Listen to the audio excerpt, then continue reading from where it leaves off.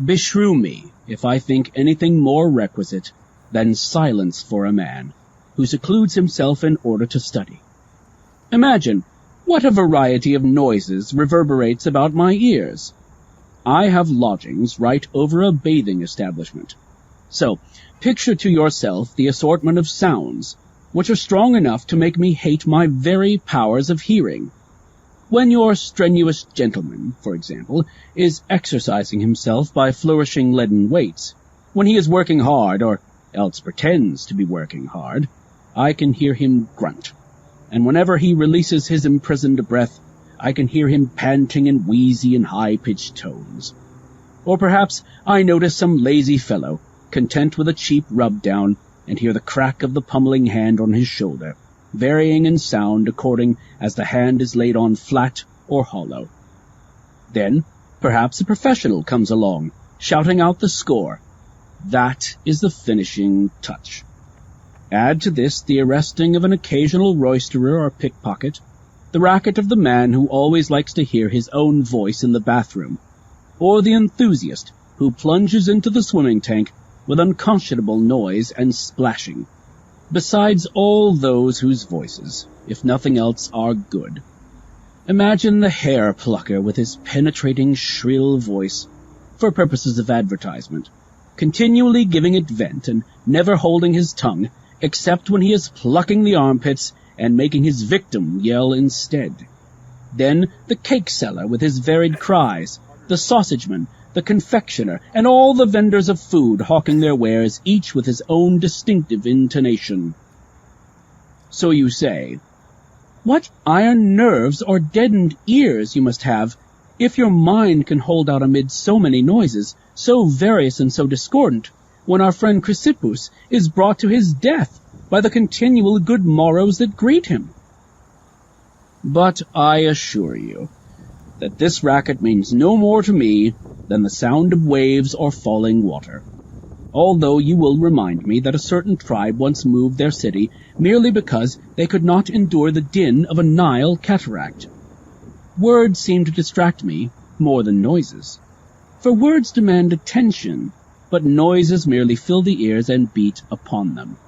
Among the sounds that din round me without distracting, I include passing carriages, a machinist in the same block, a saw sharpener nearby, or some fellow who is demonstrating with little pipes and flutes at the trickling fountain, shouting rather than singing.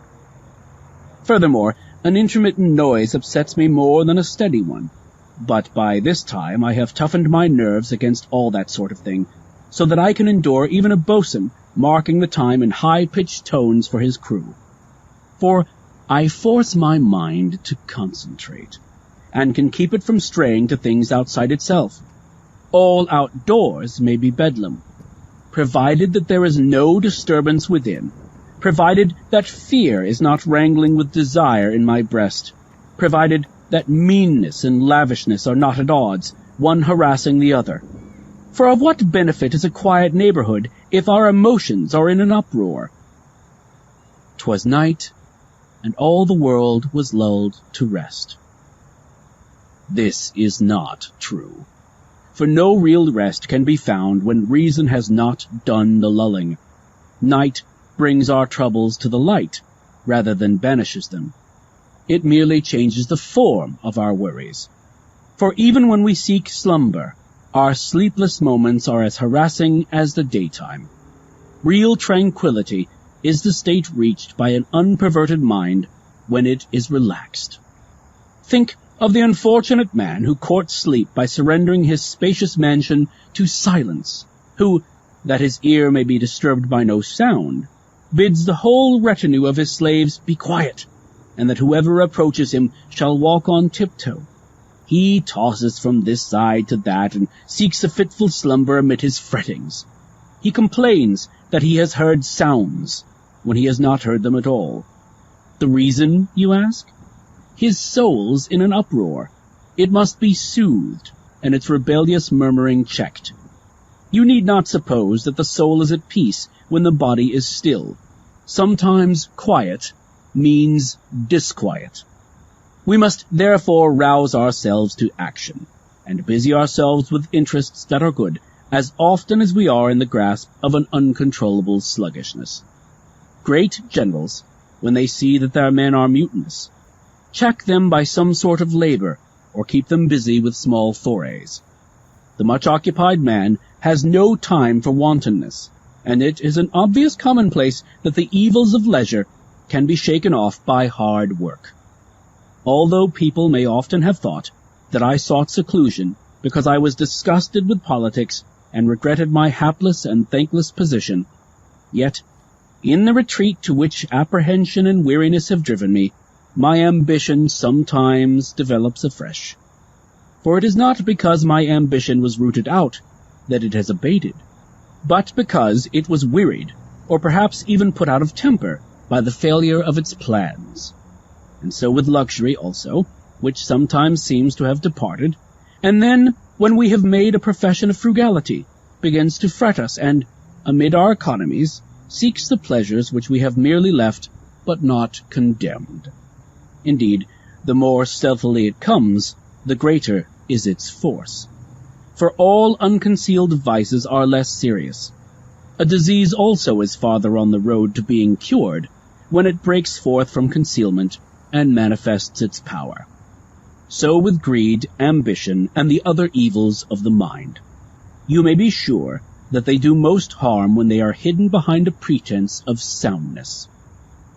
Men think that we are in retirement, and yet we are not.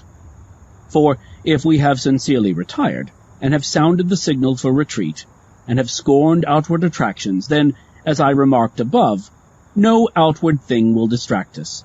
No music of men or of birds can interrupt good thoughts, when they have once become steadfast and sure. The mind which starts at words, or at chance sounds, is unstable, and is not yet withdrawn into itself.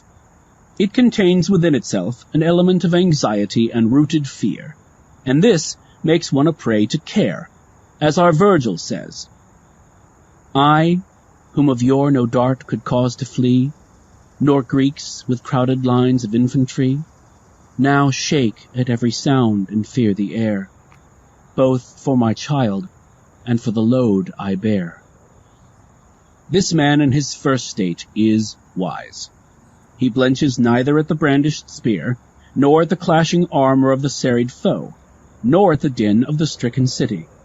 This man in his second state lacks knowledge, fearing for his own concerns. He pales at every sound. Any cry is taken for the battle shout and overthrows him. The slightest disturbance renders him breathless with fear. It is the load that makes him afraid. Select anyone you please from among your favorites of fortune, trailing their many responsibilities, carrying their many burdens, and you will behold a picture of Virgil's hero, fearing both for his child and for the load he bears. You may therefore be sure that you are at peace with yourself when no noise readies you, when no word shakes you out of yourself, whether it be of flattery or of threat, or merely an empty sound buzzing about you with unmeaning din. What then, you say? Is it not sometimes a simpler matter just to avoid the uproar? I admit this. Accordingly, I shall change from my present quarters. I merely wish to test myself, and to give myself practice. Why need I be tormented any longer, when Ulysses found so simple a cure for his comrades, even against the songs of the sirens? Farewell.